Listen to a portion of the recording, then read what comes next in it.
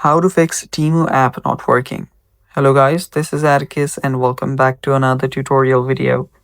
In today's video, I'll teach you guys how you can fix Temu app not working. So without any further ado, let's dive right into it. First step is just head over to your settings. On your settings, you will need to search for Temu. To search for Temu on your iPhone storage, first come to General, then go to iPhone storage. Then if you scroll down there, you'll find list of apps. You can simply scroll and search, or you can simply search it on the top. Now, right here, tap on offload app and then reinstall it. After you offload the app, your caches will get cleared.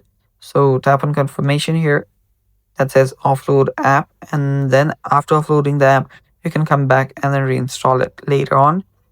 After doing that, your caches will get deleted and you'll get a fresh start in Temu. So just log in and start doing your stuff. If that does not fix your issue, you might have to update your app. To update your app, go to App Store. Simply search for Temu. After searching for Temu, let me do that again.